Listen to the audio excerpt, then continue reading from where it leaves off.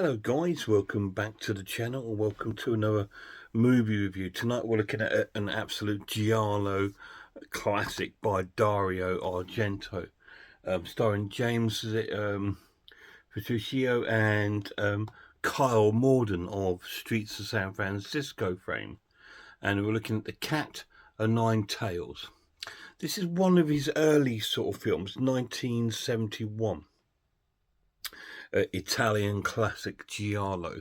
Carl Morden, who's more famously known for his detective role in The Streets of San Francisco. He plays like a blind ex-reporter, and he sort of lives with his I think his granddaughter, or he's even maybe a daughter, but it's just them two living together.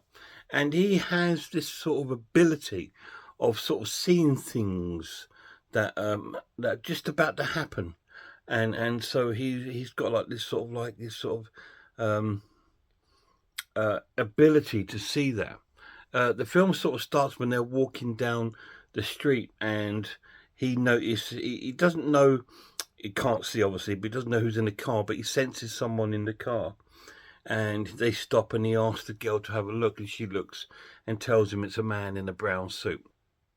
And this man is actually one of the doctors at this genetic sort of laboratory sort of place, where this sort of film starts.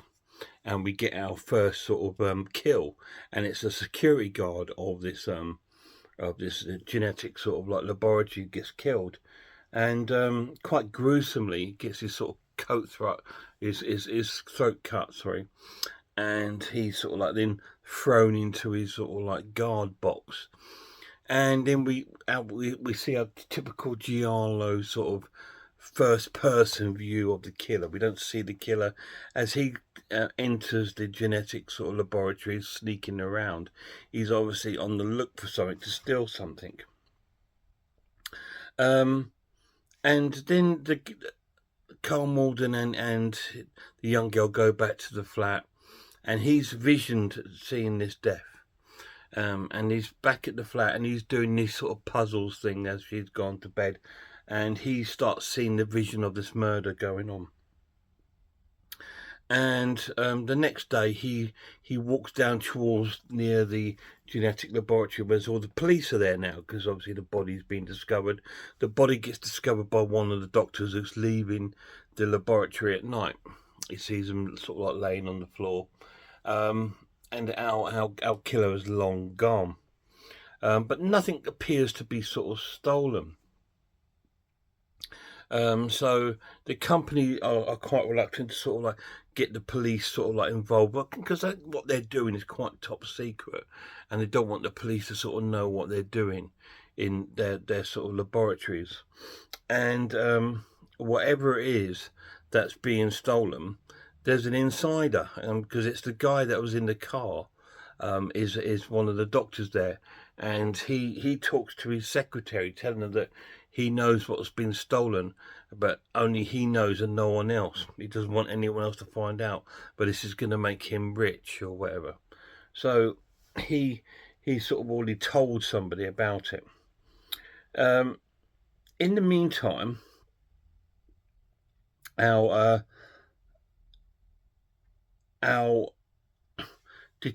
sort of like main character, who's like a reporter, he sort of like met Carl Morden and the girl, and they sort of bond, some sort of little relationship sort of flourishes between the two of them as they try to investigate this whole film together throughout the film. And that they first sort of meet and carry on, and our doctor from the laboratory, the one that's in on whatever's been taken, is now gone to the train station to make his way to wherever he's going, but he gets pushed in front of the train. He quite gruesomely gets killed by the train, and Carl Morden sees this as well in his brain, and he goes back to see the detective at not the detective, the journalist at the newspaper, the main character, and he tells him about, was the photo cropped? because there were photographers at the train station waiting for this model to arrive. It was supposed to be on the train, and they catch this guy dying on the by getting killed by the train on photograph, and he wants to know if the photo was cropped.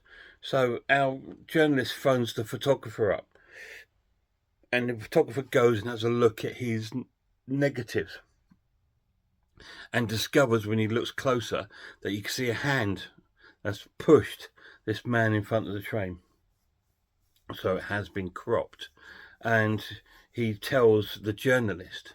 So he goes, well, I'm going to try, and the journalist says, well, get this picture with the actual visible bit of the hand printed, and we'll push it out in the next paper. And so he starts preparing that. But then somebody breaks in, our killer breaks into the photographer's house and kills the photographer. Again, very gruesomely by strangulation. And he gets killed.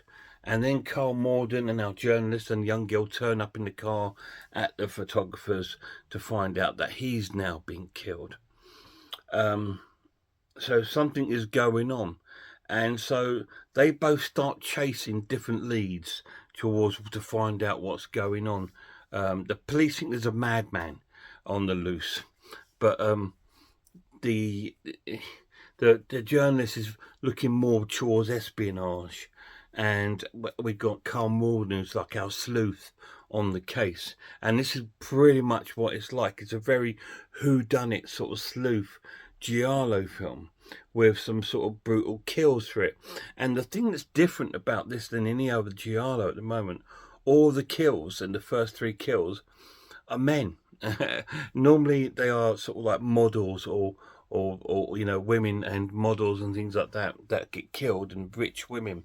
But this has been 3 men, ordinary sort of men, a doctor, a security guard, and a photographer. So it's quite different. But our 2 guys are on the case. So are they going to find out who is doing these killings? What is it that's in that laboratory that could possibly have been stolen? Has anything been stolen? Is it an inside job? Or is it something bigger than we planned? Or is it just a killer gone mad? You need to watch it and find out. What do I think of The Cat o' Nine Tails? It's an absolute classic giallo.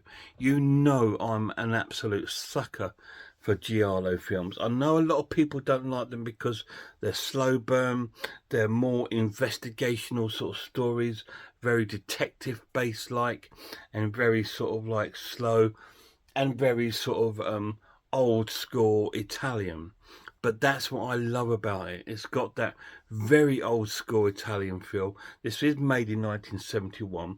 It's got a great soundtrack, which is absolutely amazing, which brings an extra element to this film.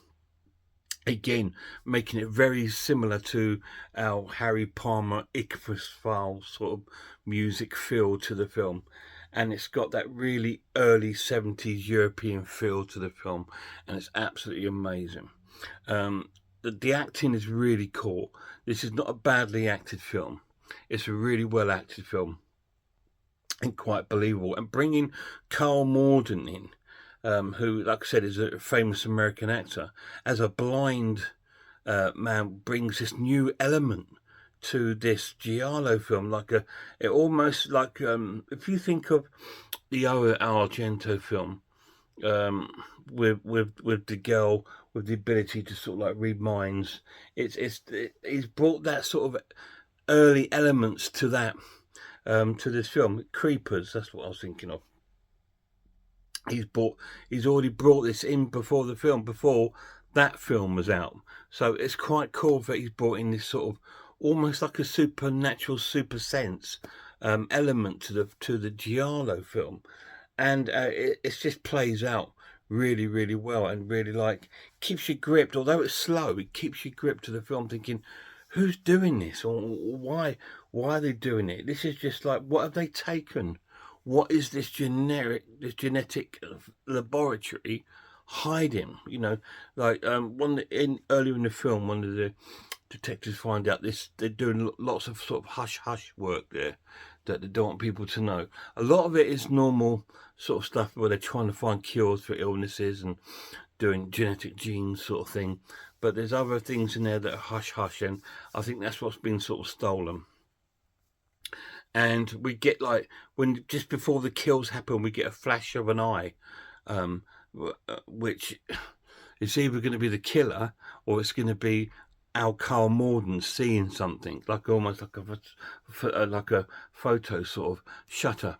We get like a clip of an eye, and then we break to like a kill scene, and the kill scenes are quite graphic. I mean, the train one, when he gets sort of dragged under and you see him rolling along the train, it's quite horrendous because that stuff does happen, and that's why on the railway we're very like don't want people running on the platforms and stuff like that, because this stuff does happen.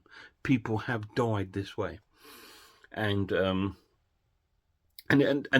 most bizarre thing about that death, right? He just gets killed, and all the photographers take photos, but then run away from him to take photos of this model, and it's all focused on this model, and this doctor's just sort of like just been killed, and it's just like, okay, it just goes to show what's more important to the human world. Then it was glamour, glitz, fame over someone being killed. It's most bizarre but most wonderful. Cat of Nine Tails, I'm going to give it an amazing watch. Give it a 9 out of 10.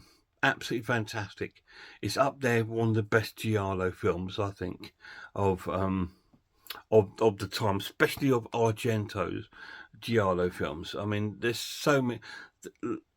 All our directors did Giallo films at that time. You know, Lucio did them, and obviously Lenzi and Bava. They all done Giallos, but the master is definitely Argento when it comes to Giallo films. Absolutely fantastic. Cat of Nine Tails, 9 out of 10. Any of you guys seen it? If you have, let me know down below what you think of it. I'm an absolute sucker for these sort of films. I love them because they're normally quite lengthy. They're hour and a half plus, and they're quite slow burn, and they do have some the kill scenes are quite set, you know, so it's really well sort of set up, and they just look really well sort of filmed. They have a real classy sort of photography to them. You know, these are not like cheaply made on camcorder sort of films. These are big budget sort of cinematographers, sort of like 30mm cameras that, you know, that you would see in a major sort of film. All these sort of giallos are filmed in such a classy way that it just brings an extra sort of element to these horror films. Giallos are horror films. They're just more of an investigating detective sort of horror film with a whodunit sort of film. It's a whodunit horror film. It's a giallo with a sort of bit of a sexual undertone in most of them. And this one is fantastic. Guys, till my next video, please check out some other channels of me. Check out Horror Hands, The Horror Geek, Man v Film, RS Design, Pizzlewell, I Am Ice Lord, Cat Watches Horror Movies, and Grumpy Andrew's Haunted House. Till next time, look after yourselves, look after one another, and I really hope I'll see you all soon.